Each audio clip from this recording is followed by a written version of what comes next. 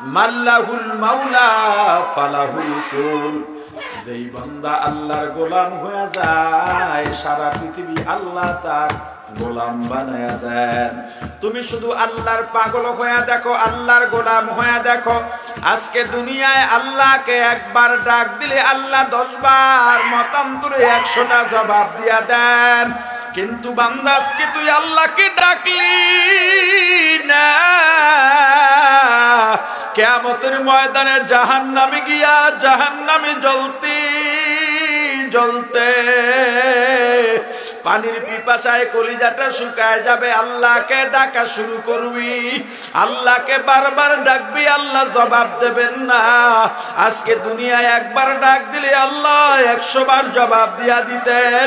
আল্লাহ বলেন, বান্দা যত গুনাহ করিস না কেন, একবার যদি আমি আল্লাহর দরজায় দাঁড়ায়া আমি আল্লাহকে একটা ডাক দিতি, নামাজের মাধ্যমে আমি আল্লাহ গুনাহ মাফ করে তোকে আমি আল্লাহর কুদরতি কোলে তুলে নিতাম।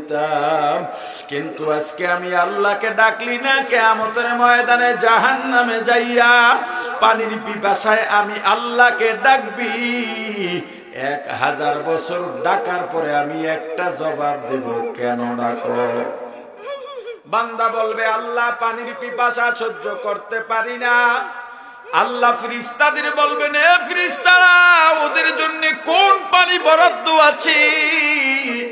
ফেরেশতারা বলবে, আল্লাহ জাহান্নামীরা জাহান্নামে জ্বলতে জ্বলতে জ্বলতে জাহান্নামীদের গায়ের রক্ত, গোশত, হাড্ডি পচে গলে যেখানে পুইজের নহর বসে গেছে, ওই পুইজ হলো জাহান্নামীদের পানি। আল্লাহ বলবেন, ও ফেরেশতারা, ওই পানি ওদেরকে আরো গরম বানাইয়া, উত্তপ্ত বানাইয়া, দুর্গন্ধ বানাইয়া ওদেরকে পান করায় দে।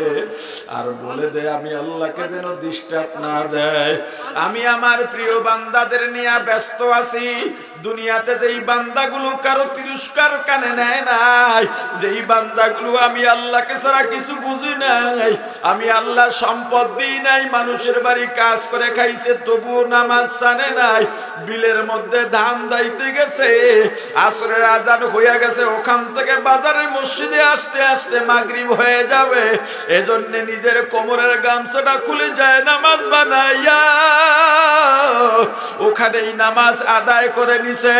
টলার নিয়া সাগরের মধ্যে গেছি, কেউ নামাজ পড়তে রাজি না, কিন্তু আমার বান্দা নৌকাটাকে মসজিদ বানাইয়া, টলারকে মসজিদ বানাইয়া কিনারায় দাঁড়াইয়া নামাজে দাঁড়াইয়া নামাজ আদায় করছে। আর 2 হাত তুলে আমি আল্লাহর কাছে চোখের পানি ছেড়ে কাঁদছে আর বলছে, আল্লাহ জীবিকার তাগিদে আমার সাগরে আসা লাগছে। ও আল্লাহ, জামাতেও নামাজ পড়তে পারি নাই, আল্লাহ বিলের মধ্যে লোক নাই, এখানেও নামাজ পড়তে পারি নাই জামাতে। আমার বান্দা ভ্যান চালায়, অটো চালায়, আমার বান্দা আজানের সঙ্গে সঙ্গে ভ্যান তালা লাগাইয়া মসজিদে গিয়া নামাজ আদায় করে নিছি। বাজারে কত দোকানদার দোকানদারি করে, কিন্তু আমার বান্দা আজানের সঙ্গে সঙ্গে দোকানটা বন্ধ করে মসজিদে দৌড় দিছি।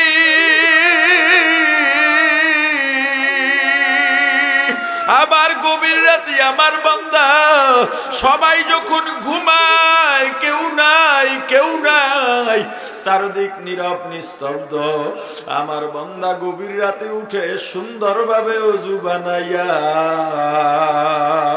যায় নামাজ বিছাই আমি আল্লাহর দরবারে চোখের পানি ছেড়ে কাঁদছে। ওর ভিতরে শুধু আমি আল্লাহর মায়া, আমি আল্লাহর দয়া। ও জাহান্নামের কথা শুনলেই চোখ দিয়া পানি পড়ে গেছে, কবরের আযাবের কথা শুনলেই চোখ দিয়া পানি পড়ে গেছে। গার্মেন্টসের মালিক বলছে নামাজের সময় হবে না, আমার বান্দা দুপুরে লাঞ্চের টাইমে খানা না খাইয়া নামাজটা আদায় করে নিছে। ওরে দাড়ি রাখতে দেয় নাই দেখা বলছে, আমি চাকরি চাই না, চাকরি দরকার নাই, আমি দাড়ি কামাইতে পারবো না। ও সুদ খায় নাই, ঘুষ খায় নাই, গরিব মানুষ চাইলেই তো কোন সমিতি থেকে, কোন এনজিও থেকে সুদে টাকা নিয়ে অভাব পূরণ করতে পারতো। কিন্তু আমার বান্দা ওগুলো করে নাই। আমার বান্দা আমাকে ছাড়া কিছু বোঝে নাই।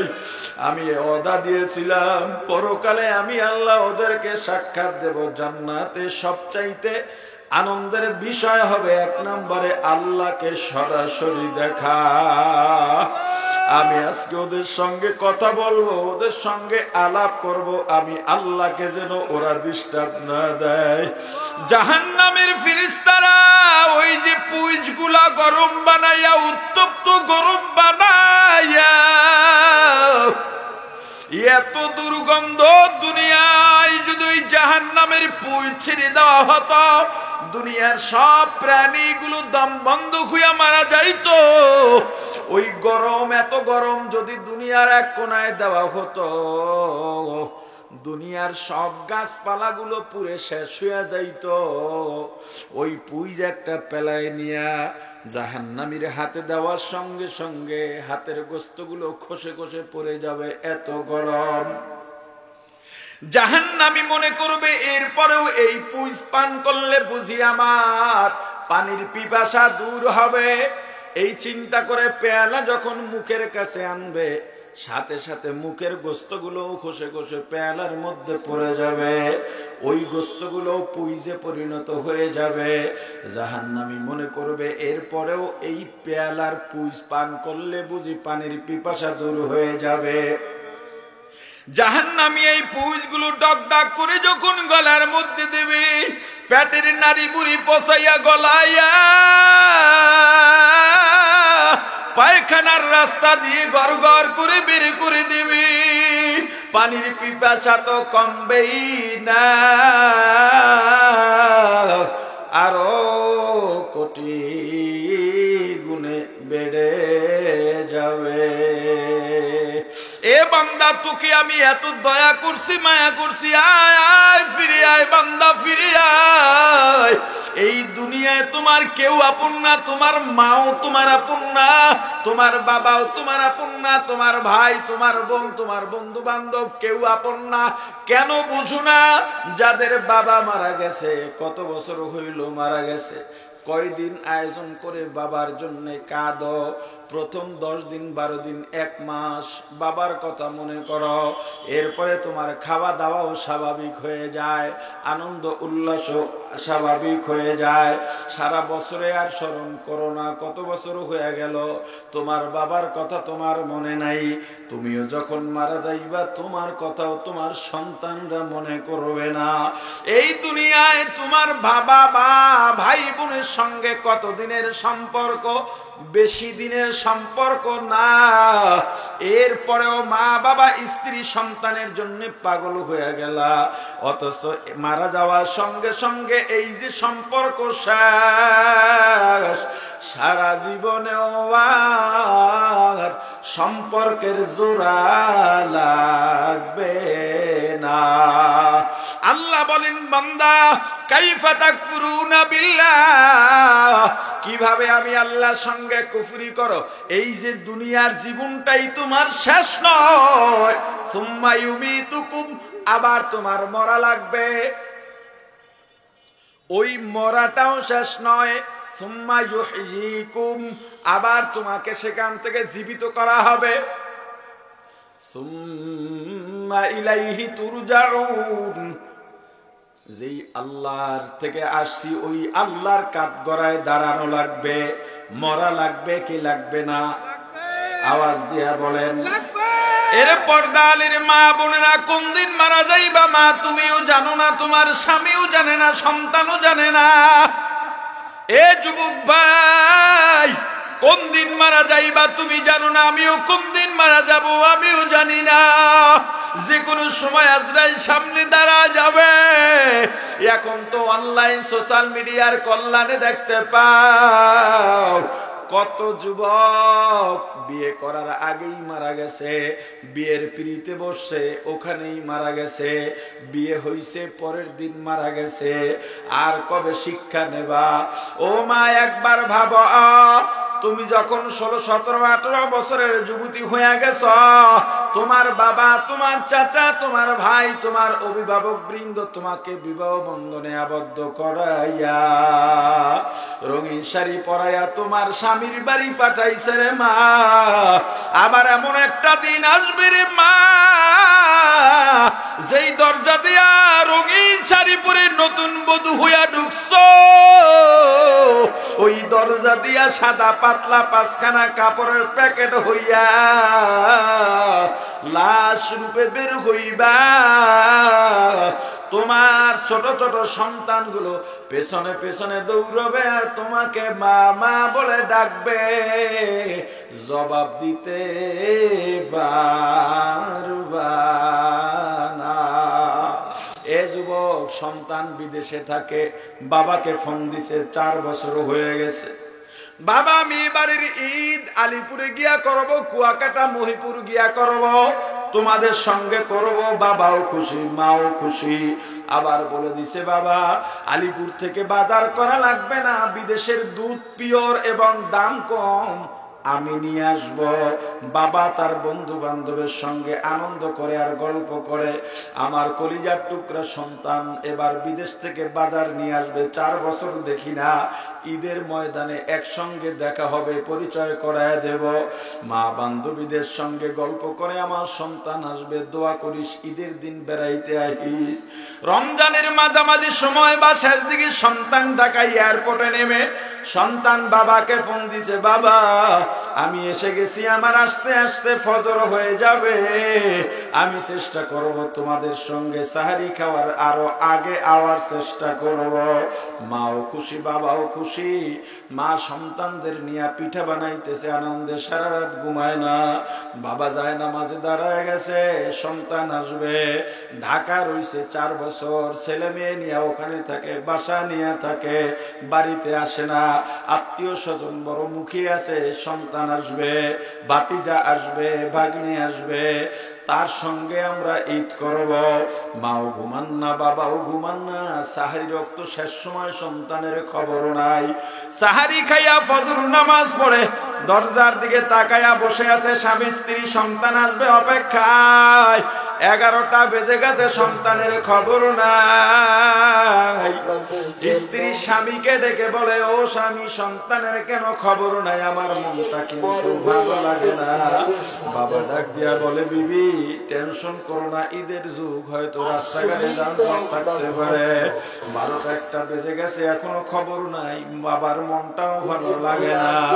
এবার উঠানে নেমে পায়চারি করতেছে, হাঁটাহাঁটি করতেছে। সন্তানের ফোন থেকে হঠাৎ করে একটা ফোন এলো।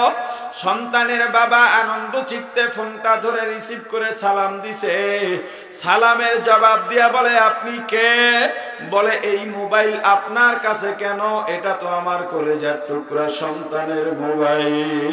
অপর প্রান্ত থেকে ডাক দিয়া বলে, মোবাইল ওয়ালার বাবা,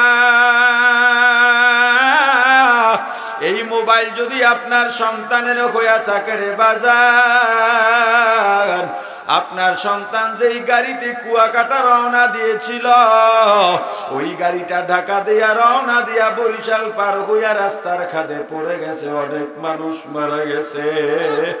এর মধ্যে অনেক যুবক আছে, রাস্তার পাশে লাশগুলো সাদা কাপড় দিয়া ঢাকা। দেখেন এর মধ্যে আপনার সন্তান আছে কিনা? বাবা একটা চিৎকার দিয়া দৌড় দিছে।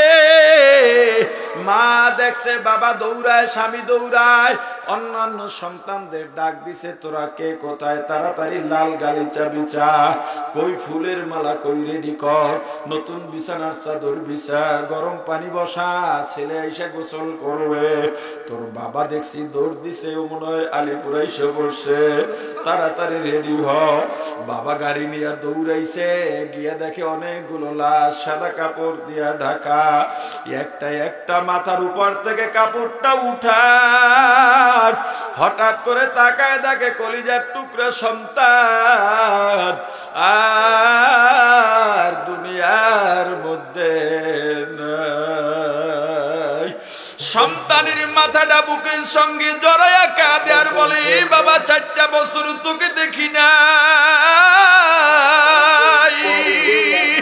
বাবারে, বাজার তো পৌঁছাইলি, তুই কেন পৌঁছাইলেই না রে বাবা? তোর মা সারা রাত ঘুমায় নাই, পিঠা বানাইয়া অপেক্ষা করতেছে রে বাবা।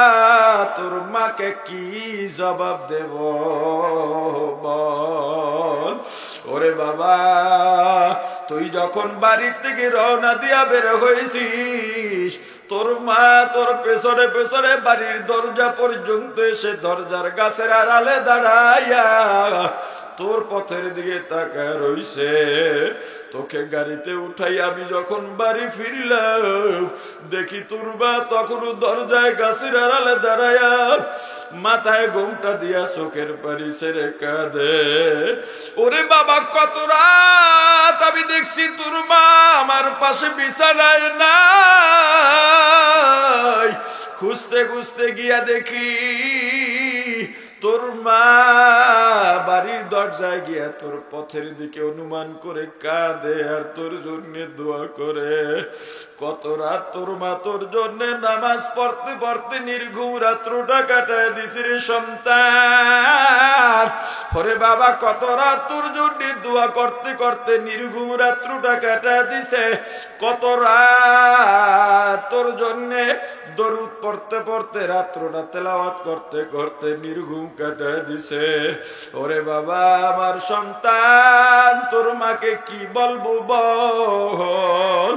আমার বাড়িতে মেহমান এলে ভালো ভালো খাবার পাকাইয়া মজাদার পিঠা বানাইয়া তোর মা সবাইকে ভাগ করে দিত, কিন্তু তোর মা মুখে দিত না। মাঝে মাঝেই দেখতাম ঘরের রুমের দরজা বন্ধ করে তোর কাপড় চোপড় সামনে নিয়ে কান্দাকাটি করতো। ওরে বাবা, 4 বছর 8টাই তুই বাড়িতে আসিস নাই রে বাবা। আমি সবার জন্য ঈদের বাজার করতাম, তোর মায়ের জন্যও বাজার করতাম। ওরে বাবা, ঈদের নামাজ পড়ে বাসায় গিয়ে দেখতাম শাড়ি খাটে পরে আছে, গহনাও তোর মা পরে নাই। প্রথম রুমে গিয়া দেখি নাই, মাঝের ঘরে গিয়াও দেখি তোর মা নাই। খুঁজতে খুঁজতে গিয়া দেখি পাকের ঘরে তোর মা ঈদের দিনের মেহমানদের জন্য নাস্তা পাকায় আর 2 গাল বাইয়া বাইয়া পানি পড়তেছে। আমি ডাক দিলাম, ও বিবি, ঈদের দিন আনন্দের দিন কেন কাঁদো? তোর মা একটা চিৎকার দিয়ে আমাকে জড়ায় ধরে কাঁদে আর বলে, স্বামী, 4 বছর সন্তানকে ঈদে আমি কাছে পাই না। বিদেশের মাটিতে কি করে, কে করে, কি খায়, কেমনে চলে কিচ্ছু জানি না। শুনছি ওই দেশের মানুষ নিষ্ঠুর ঈদের দিনও সন্তানকে দিয়া কাজ করায়। আমার সন্তান ভাই বোনের লেখাপড়ার টাকা পাঠাইলো, আমাদের ঈদের বাজার পাঠায়, কিন্তু আমার মুখে এই খাবার যায় না। আমি যখনই পিঠা সামনে নিয়ে বসি, নাস্তা নিয়ে বসি, তখনই আমার কলিজা টুকরে সন্তানের মুখটা আমার সামনে ভেসে ওঠে।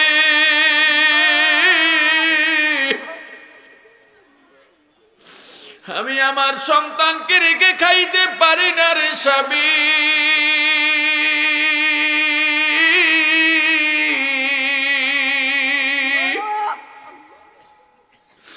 ওরে স্বামী আমার, এ বাবা বল, ওই তোর মা পথের দিকে তাকায় আছে।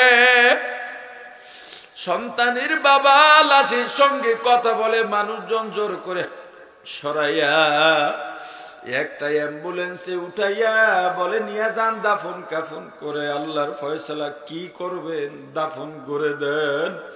বাবা অ্যাম্বুলেন্সে করে সন্তানকে নিয়ে আলিপুর আসছে।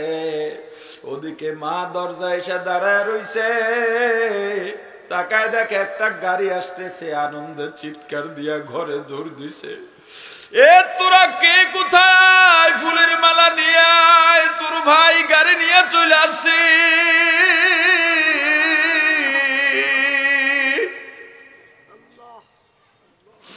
সন্তানরা দাঁড়ায় গেছে, বাড়ির দরজা দিয়া যখন অ্যাম্বুলেন্স বাড়ির মধ্যে ঢুকে, হুইসেল দেওয়ার সঙ্গে সঙ্গে মা জানালার থেকে লাফ দিয়া, জানালা দিয়া দেখে দরজা দিয়া লাফ দিয়া বাইরে পড়ছে।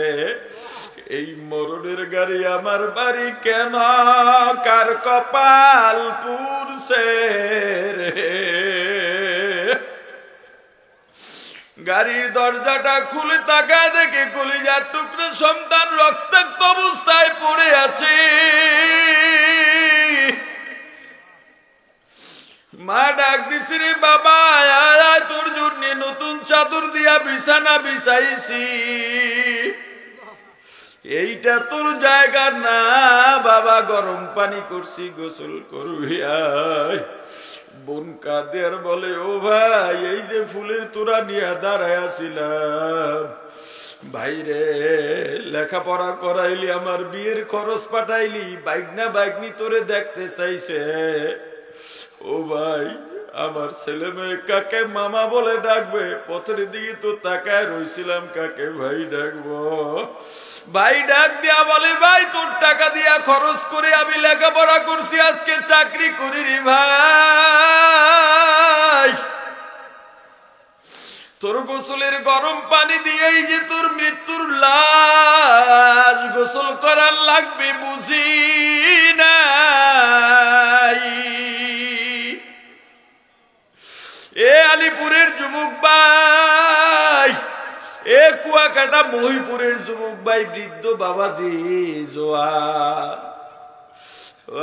আলেম হাফেজ কে কোন দিন মারা যাব জানা নাই, হঠাৎ করে মাইকে এলান হয়ে যাবে আমাদের অমুক ভাই আর দুনিয়ার মধ্যে নাই, ওই কবরে যাওয়া লাগবে। কবর কিন্তু দৈনিক তোমাকে ডেকে বলে, বনি আদম আমি কবর কিন্তু ভালো জায়গা না, আমি কবর কিন্তু সাপ বিশ্বর ঘর, পোকামাকড়ের ঘর।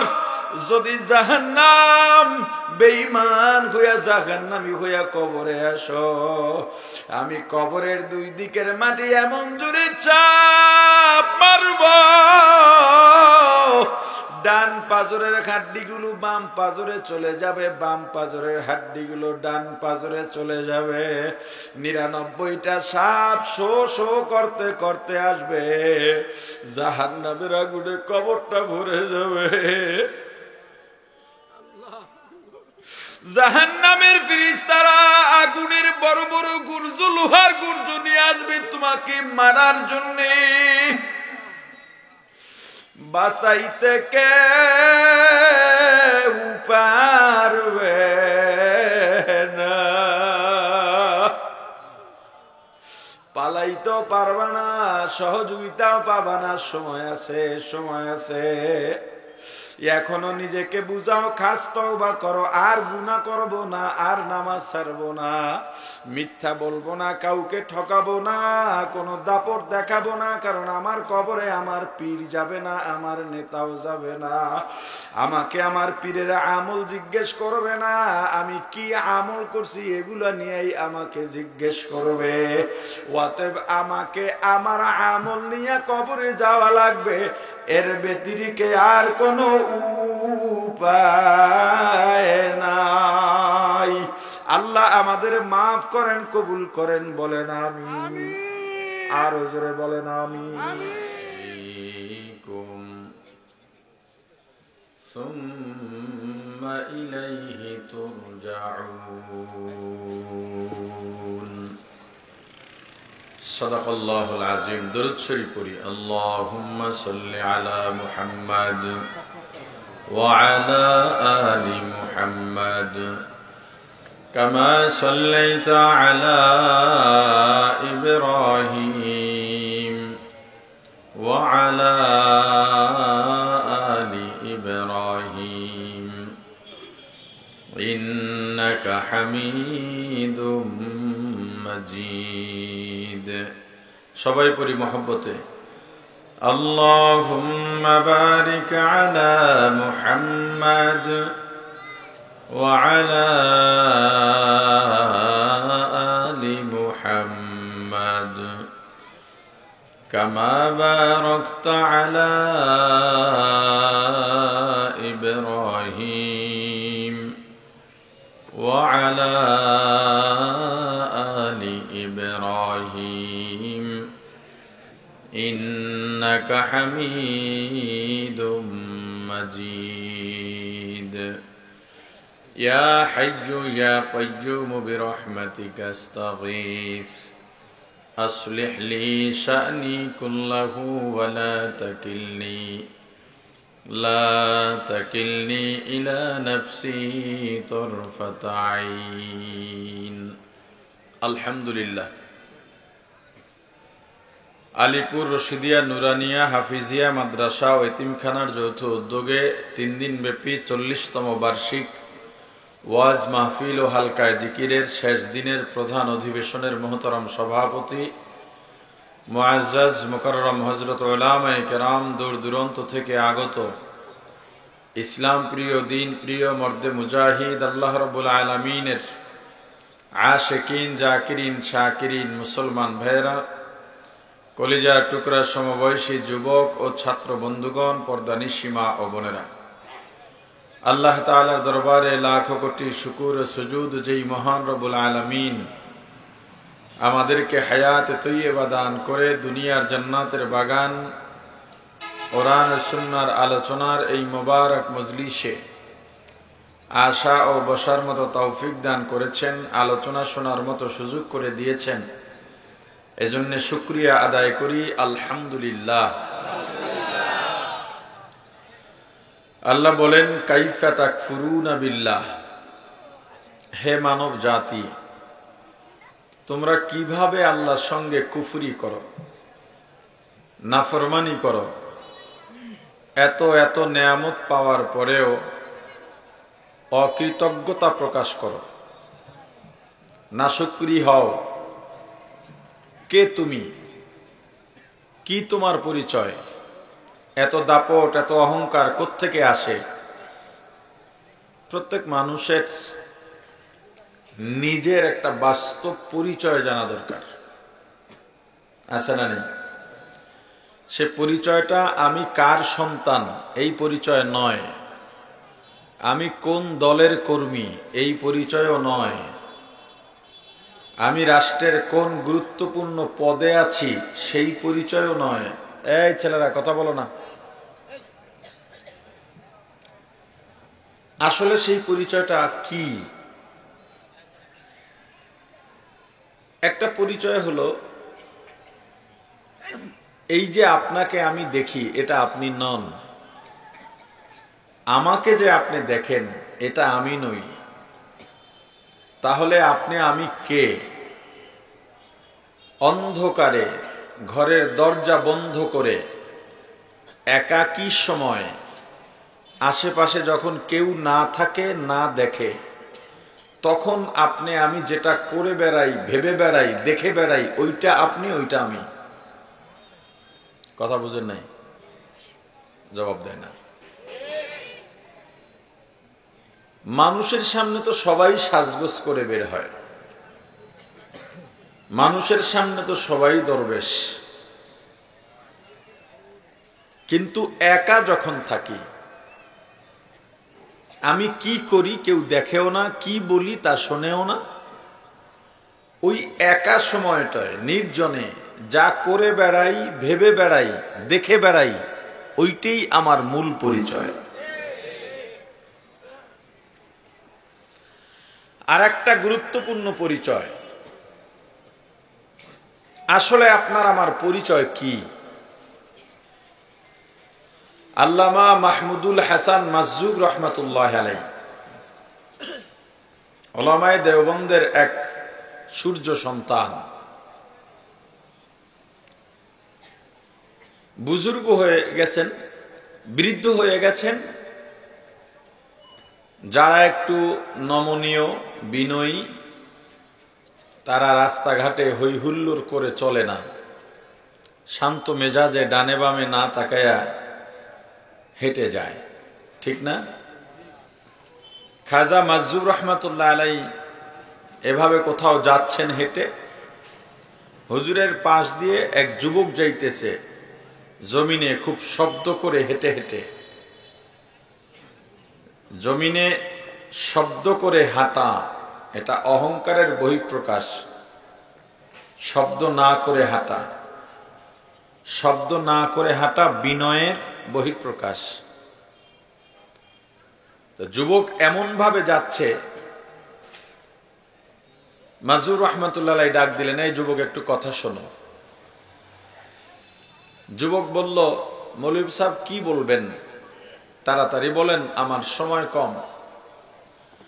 দেখবেন কিছু মানুষ আছে খুব ব্যস্ততা দেখায়, আছে না নেই? দুনিয়ার কাজে ব্যস্ততার আগে পরকালীন কাজে বেশি ব্যস্ততা দেখাবেন। এটা মুমিনের একটা গুণ। হুজুর বললেন, বাবা জরুরি কথা বলার জন্য তোমাকে ডেকেছি, তোমার থেকে ব্যস্ততা আমার আরো বেশি। ঠিক আছে মৌলভী সাহেব কি বলবেন?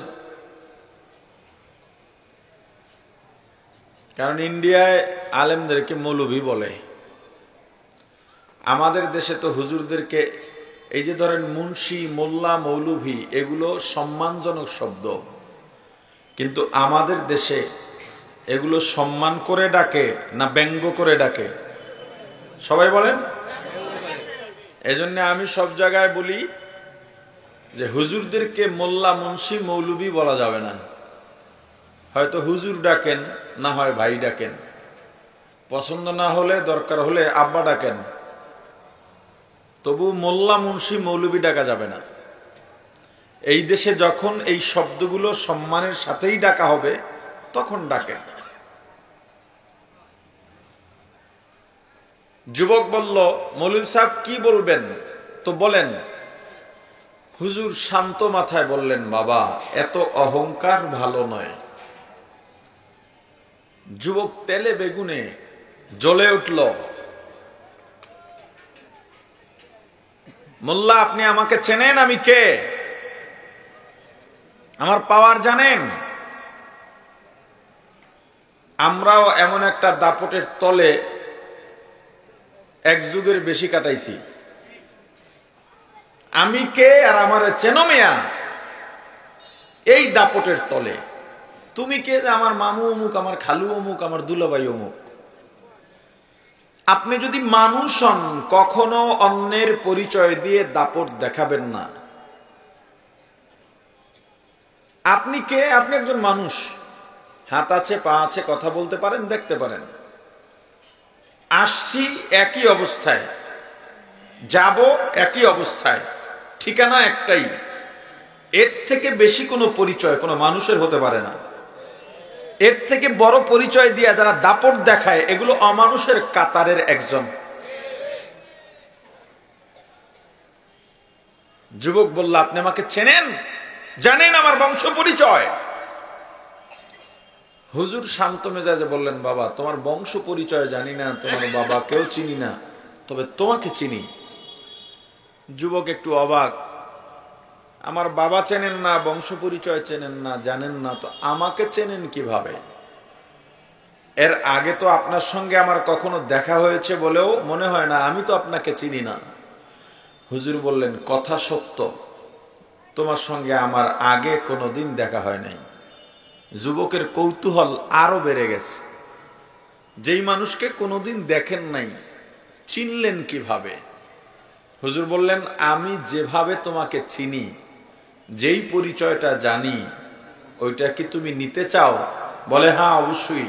নতুন কোন পরিচয়, এমন কি পরিচয় আছে? हकीकत से तो दुनिया बेखबर है, दुनिया की नुमाइश पर नजर है नमी गोयम के आज दुनिया जुदा बाश बहर कारे के बाशी बा खुदा बाश जिसते दुनिया आज खुदा गाफिल बुदन नए कमाशो नुकरा हो फर जिंदजान दुनिया में हो दुनिया का तलब गार नहीं हो, दुनिया में हो दुनिया का तलब गार नहीं हो, बाजार से गुजर हो खरीद दार नहीं हो, बाजार से गुजर हो खरीद दार नहीं हो, जागा जी लगाने के दुनिया नहीं है, जागा जी लगाने के दुनिया नहीं है, ये इबरत की जाहे तमाशा नहीं है, ये इबरत की जाहे तमाशा नहीं है। আল্লামা খাজা মাজুর রহমাতুল্লাহ আলাইহি যুবককে ডেকে বললেন, যুবক, শুধু তোমার নয়, আমার নয়, পৃথিবীর সব মানুষের পরিচয়, আসল পরিচয় জেনে নাও। তুমি যেই পরিচয় আমার কাছে দিয়েছো, তোমার বাবাকে, তোমার বংশকে, এইটা তোমার আমার আসল পরিচয় নয়। আসল পরিচয় জানো যুবক, তোমার আমার জন্ম এক ফোঁটা নাপাক পানি দিয়া। আবার যেদিন বিদায় হব, এতটা মূল্যহীন হব, পাঁচতলায় তুমি থাকো, 5 স্টারে থাকো, লিফট ছাড়া উপরে ওঠো না। এই যুবক, তোমার বিছানা ঠিক করে দেওয়ার জন্য পর্যন্ত কর্মচারী নিয়োগ করা আছে, তোমার বাথরুম পর্যন্ত পরিষ্কার করে দেওয়ার জন্য কর্মচারী নিয়োগ করা আছে। তুমি যখন মজলিসে যাও, বড় চেয়ারটা ছেড়ে দিয়ে তোমাকে বসতে দেওয়া হয়, কিন্তু যেদিন তোমার দুইটা চক্ষু চিরতরে বন্ধ হয়ে যাবে রে যুবক, ওদিন যারা তোমার বাথরুম পরিষ্কার করে দিত, ওরাই 5 তলার থেকে নামাইয়া গাছতলায় বাহির ছাড়া শোয়া দেবে। যুবক, তোমার আমার আশা আর যাওয়া, আশা নাপাক পানি দিয়া, যাওয়াটা মূল্যহীন হইয়া, মাঝখানের সময়টা পেটের মধ্যে প্রসাব পায়খানার বোঝা নিয়ে বেড়াবো। হে যুবক, বলো,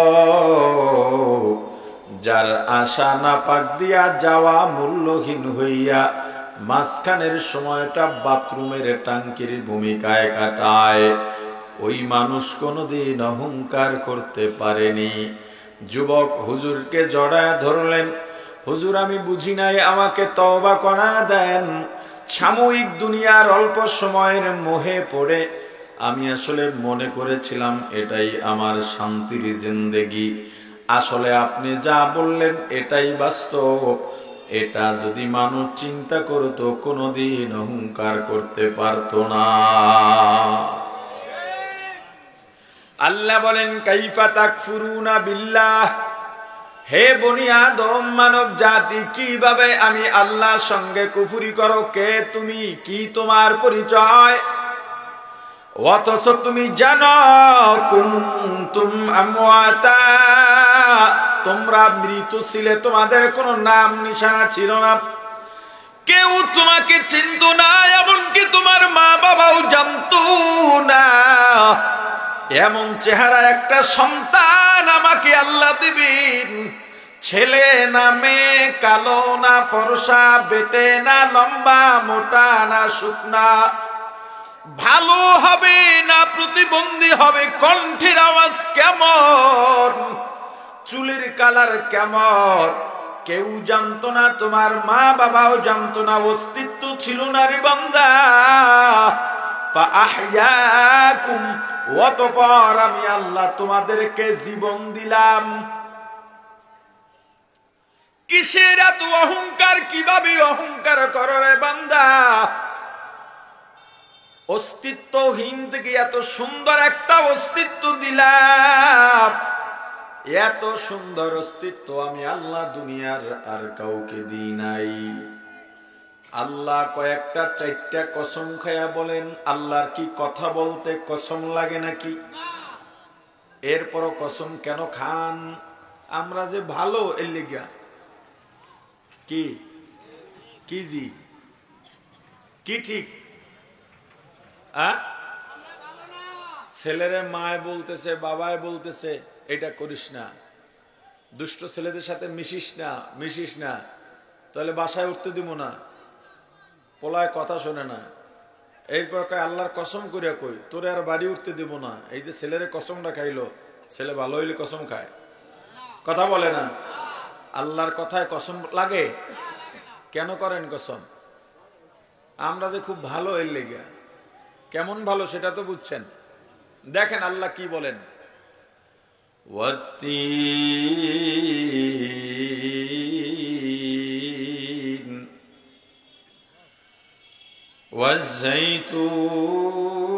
ওয়াজ্জাইতুন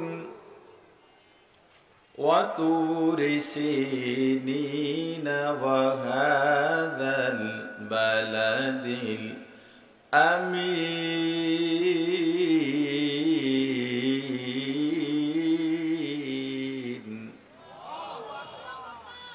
লাকাদ খালাকনাল ইনসান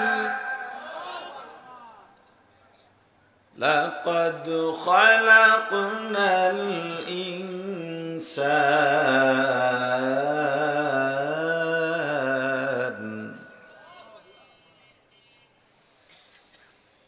والتين والزيتون وطور سينين وهذا البلد الأمين لقد خلقنا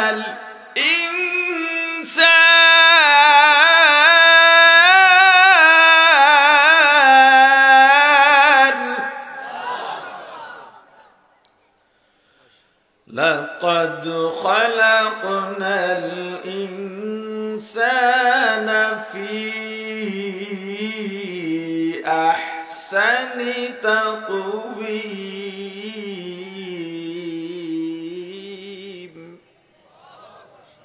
আল্লাহ চারটা কসম খায় বলেন লাকাদ খালাকনাল ইনসানা ফি আহসানি তাকওয়িম। আমি আল্লাহ অবকাঠামোগত দিক থেকে, অবয়বের দিক থেকে, চেহারা সুরতের দিক থেকে সবচাইতে মানুষকে সুন্দর কইরা বানাইছি। এত সুন্দর মানুষ, এত সুন্দর পৃথিবীর আর কোন জাতিকে আমি আল্লাহ এত সুন্দর গঠন প্রণালী দিয়া বানাই নাই। শুধু কি সুন্দর, আল্লাহ বলেন ওয়ালাকাদ কাররামনা বানি আদম, সম্মানের দিক দিয়াও আমি আল্লাহ মানুষকে শ্রেষ্ঠ করেছি।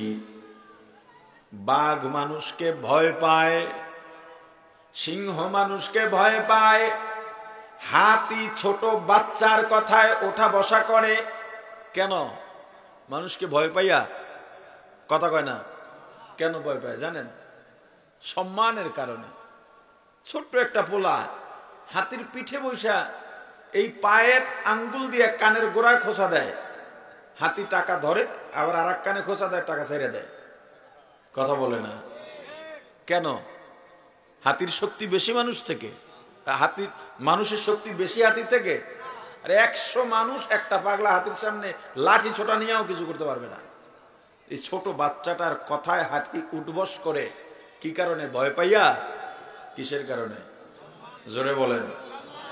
বাঘ মানুষকে ভয় পায় সম্মানের কারণে, সিংহ মানুষকে ভয় পায় সম্মানের কারণে।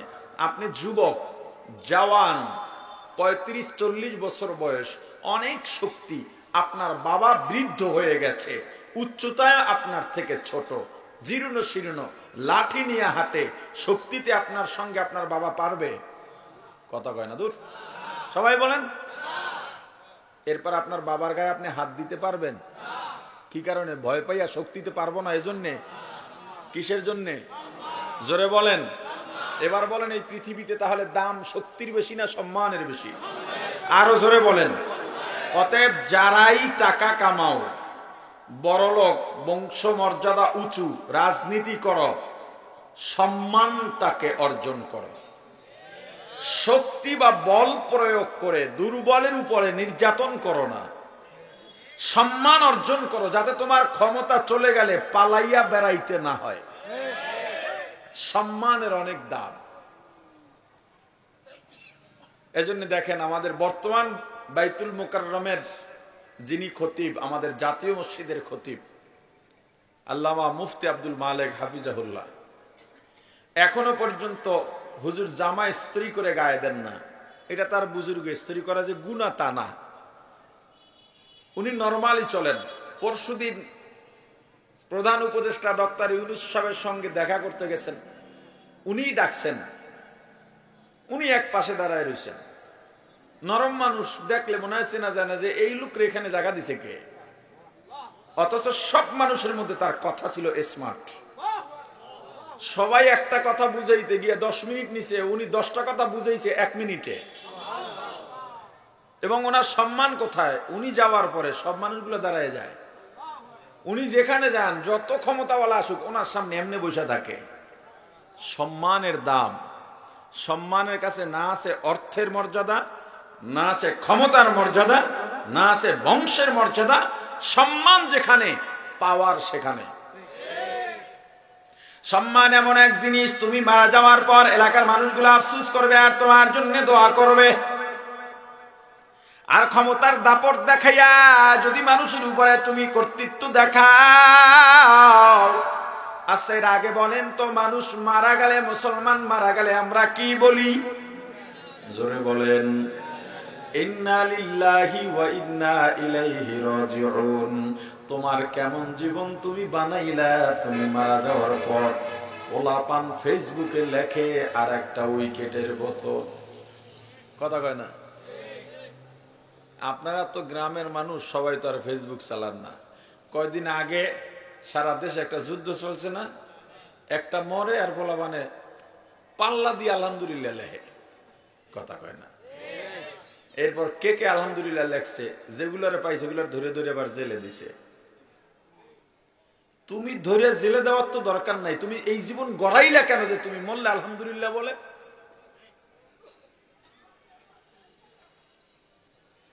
নিজের জীবনটাকে ওইভাবে গড়াতে হবে। এমন জীবন করিও গঠন, মরিলে হাসিবে তুমি কাঁদিবে ভুবন। এমন জীবন করিও না গঠন, মরিলে কাঁদিবে তুমি হাসিবে ভুবন। প্রাণের ভাই আমার, শুধু সম্মান আর চেহারা নয়। আল্লাহ বলেন, বান্দা আমি মানুষকে পরিপূর্ণ একটা জীবন দিয়েছি, প্যাকেজ দিয়েছি। এমন পরিপূর্ণ জীবন আমি আল্লাহ আর কাউকে দিই নাই। পরিপূর্ণ জীবন যেমন, বলেন তো পাখির বাসা কোথায়? জোরে। ঝড় এলে পড়ে যায়, বৃষ্টি এলে ভিজে যায়। আল্লাহ বলেন, মানুষ আমি আল্লাহ তোমাদের জন্য, সব পুরুষের জন্য তোমার বিবিকে আমি আল্লাহ হারাম বানায়া দিছি। বান্দারে দয়া করে মায়া করে আমি আল্লাহ তোমার জবানে অনুভূতি প্রকাশ করার জন্য তোমার জবানে ভাষা দিয়েছি। কত ধরনের ভাষা, একই অঞ্চলে একই ভাষার মধ্যে একই দেশে আবার অনেক ধরনের ভাষা আল্লাহ দিয়ে দিয়েছেন। প্রত্যেক ভাষার মধ্যে আলাদা মজা আছে। অনুভূতি প্রকাশ করা যখন শুরু করো, 1-1.5 বছর বয়স যখন হয় তখনই কথা বলা শুরু হয়, আর শেষ হয় না। মরার আগ পর্যন্ত কথা বলো বান্দা, কোনোদিন জবানও আটকায় না। কিন্তু 2টা গরুকে ঘন্টার পর ঘন্টা দাঁড়ায়া কখনো কথা বলতে দেখছেন? 2টা মাছ, পাখি।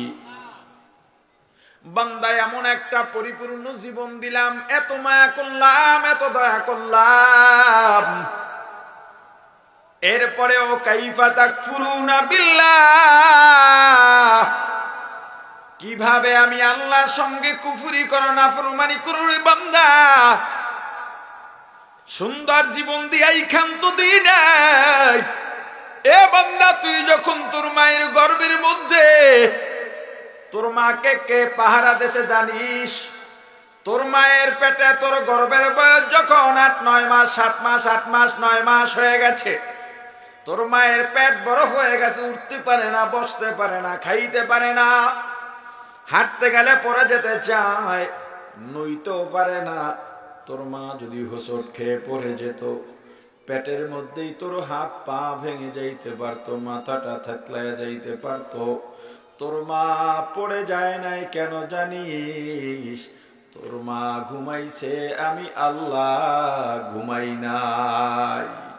তোর মাকে পাহারা দিয়েছি আমি আল্লাহ, যাতে তোর কোনো সমস্যা না হয়।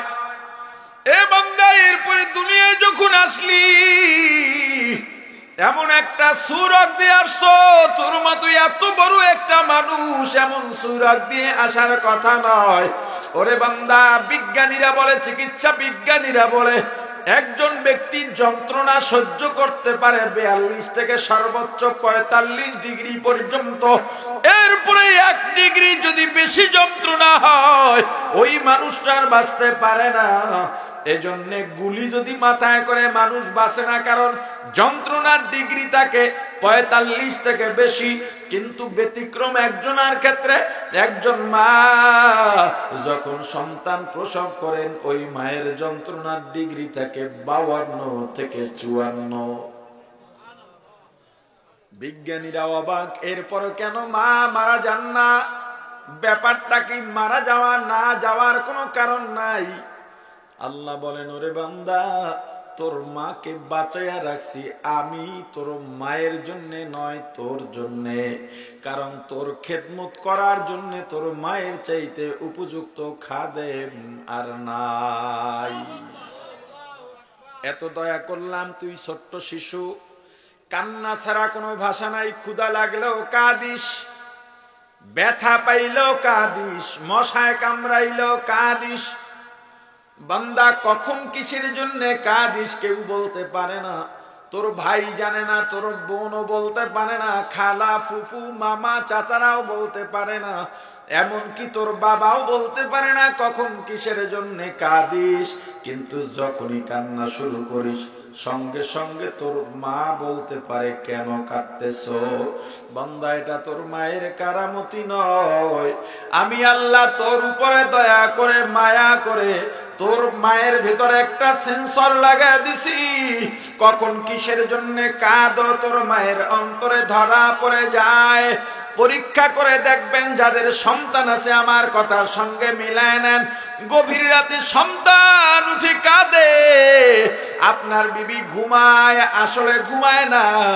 আপনি ধাক্কা দিয়া বললেন সন্তান কাঁদে, ছেলেটা কাঁদে, মেয়েটা কাঁদে, একটু দুধ দাও, খাওয়াইয়া ঘুম পড়াও, আমার কালকে কাজ আছে, ঘুমের ডিস্টার্ব হয়। সন্তানের মা ডাক দিয়া বলে, জবাব দিয়া বলে, ওর এখন ক্ষুধা নাই, ক্ষুধার জন্য কাঁদে না। তাহলে কেন কাঁদে? বলে, একটু কষ্ট করে ফ্যানটা ছেড়ে দেন। আপনি ফ্যান ছেড়ে দিছেন, সন্তানের কান্না বন্ধ হয়ে গেছে। আবার দেখলেন সন্তান মায়ের পিছনে হামাগুড়ি খায়, আমরা বলি আফুর দেয়, হামাগুড়ি খায় আর কাঁদে। আপনি আবার বললেন, ওকে একটু খাওয়ায়া দাও, তোমার কি মায়া লাগে না? বলে, আমার অনেক কাজ আছে, খাওয়ার জন্য কাঁদে না। তাহলে কেন কাঁদে? বলে, কোলে উঠতে চায়, একটু কোলে উঠান। আপনি কোলে উঠাইছেন, কান্না বন্ধ। আবার বাহির থেকে এলেন, দেখতেছেন কাঁদতেছে।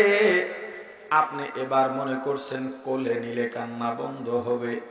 আপনি কোলে নিছেন, দেখেন এবার কান্না বন্ধ হয় না, বরং আপনাকে খামচি মারে, কামড় দেয়, থাপ্পড় মারে। আপনার বিবি এসে বলে, একটু দেন, ওর খিদা লাগছে, খাওয়াইয়া দি, তারপরে নিয়েন। এবার খাওয়াইয়া দিছে, আপনার সন্তানের কান্না বন্ধ হয়ে গেছে। আল্লাহ বলেন, বান্দা, এত দয়া করলাম, এত মায়া করলাম তোর জন্য, তুই কল্পনাও করতে পারবি না। এই দুনিয়ায় তোর এক পথ পানি দরকার, এক পেয়ালা পানি দরকার, আমি আল্লাহ সাগরকে সাগর পানি দিয়ে রাখছি। তোর 1-2 পদের ফল দরকার, আমি আল্লাহ লাখো ধরনের ফল দিয়া রাখছি রে বান্দা। তোর যেখানে যা দরকার তার থেকে কোটি গুণে বেশি দিছি রে বান্দা। এ বান্দা তুই আস্তে আস্তে বড় হইতে শুরু করলি, আমি আল্লাহ তোর জবানে ভাষা দিয়া দিলাম। স্কুল মাদ্রাসায় ভর্তি হওয়া লাগে না, যারা ইংরেজি পারে না প্রাইভেট পড়ে আলাদা কোর্স করে ইংরেজি ভাষা শেখা লাগে। অনেকে ইউরোপিয়ান ভাষা শিখতে চায়, কোর্সে ভর্তি হইয়া শেখা লাগে। কিন্তু বান্দা তোর জবানে আমি আল্লাহ, তোর মা যাতে তোকে বোঝে, তোর মাকে যাতে তুই বুঝাইতে পারিস, তোর এলাকার মানুষকে যাতে বুঝাইতে পারিস, এজন্যে তোর মায়ের ভাষা, তোর এলাকার ভাষা আমি আল্লাহ কোনো প্রশিক্ষণ ছাড়াই তোর জবানে দিয়া দিছি। এ বান্দা আস্তে আস্তে আমি আল্লাহ তোকে বড় বানাইলাম, দাঁত দিলাম, এবার শক্ত খাবারও খাইতে পারতেছো, বড় হয়ে গেছো, জোয়ান হয়ে গেছো, বালেগ হয়ে গেছো, আমি আল্লাহ হাড্ডি শক্ত বানায় দিছি, শক্তি দিয়া দিছি। বান্দারে আমি বইলা দিলাম, বালেগ হওয়ার আগ পর্যন্ত তোর নিজের দেহকে ঠিক কর, তোর মনকে তুই প্রশস্ত কর, তোর নিজের মানসিক অবস্থাকে তুই পরিচর্যা কর। যখনই বালেগ হয়ে যাবে আমি আল্লাহ জ্ঞান পরিপূর্ণ করে দেব, তখন যেন আর ভুল না হয়। আমি আল্লাহ এই যে এত দয়া করলাম, এবার আমি আল্লাহর গোলামি শুরু করে দে। কিন্তু বান্দা বালেগ হওয়ার পর, শক্তি বাড়ার পর, এবার আমি আল্লাহকে চিনিস না, এবার দৌড়াস আমি আল্লাহ যেদিকে পছন্দ করি না সেদিকে। এ বান্দা তোকে আমি সারাদিন কাজের ক্ষেত্র দিয়া দিলাম, সারাদিন কাজ করার পরে ক্লান্ত হয়ে যাস, আমি আল্লাহ রাত্র দিলাম বিশ্রামের জন্যে। কিন্তু আমি আল্লাহ লা তাখুযুহু সিনাতুন ওয়ালা নাওম, আমি আল্লাহ ঘুমাই না, তন্দ্রায় যাই না। কেন জানিস? তুই যদি গভীর রাতে উঠে আমি আল্লাহকে একবার আল্লাহ বলে ডাক দাও, ওই সময় যদি আমি আল্লাহ ঘুমায়া থাকি, তোর ডাকে কে সাড়া দেবে বল? কিন্তু বান্দা তোকে আমি তাহাজ্জুদে ডাকছি পাই নাই, ফজরে ডাকছি পাই নাই, যোহর আসর মাগরিব ইশায় ডাকছি পাই নাই, ওয়াজের ময়দানে ডাকছি পাই নাই, চরমনাই শর্ষিনা ডাকছি পাই নাই। এ বান্দা তোকে তাবলীগের ইজতিমায় ডাকছি পাই নাই, জিকিরে ডাকছি পাই নাই, রমজানের সাহারিতে ডাকছি পাই নাই। এ বান্দা তোকে আমি জিকিরে ডাকছি, দরুদ ডাকছি, ইস্তিগফারে ডাকছি, তোরে আমি পাই নাই। এ বান্দা আজকে যদি আমি আল্লাহ তোকে না পাই, কিয়ামতের ময়দানে যখন জাহান্নামে যাবি, ওখানে গিয়া পানির পিপাসায় ছটফট করবি, তখন আমি আল্লাহকে ডাকবি, আমি আল্লাহকেও পাবি না। যতটুকু আলোচনা করেছি, আলোচনায় যত ভুল আমার পক্ষ থেকে, যত ভালো আল্লাহর পক্ষ থেকে, আমার ভুলগুলো শুধরায়া আল্লাহর ভালোগুলো গ্রহণ করার তৌফিক দান করেন। সুবহানাল্লাহি বিহামদিহি, সুবহানাকাল্লাহুম্মা বিহামদিকা, আশহাদু আল্লা ইলাহা ইল্লা আনতা, আস্তাগফিরুকা ওয়া আতুবু ইলাইক। বসেন। এই কয়জন উঠছেন? উঠছেন কেন? বসেন, বসেন।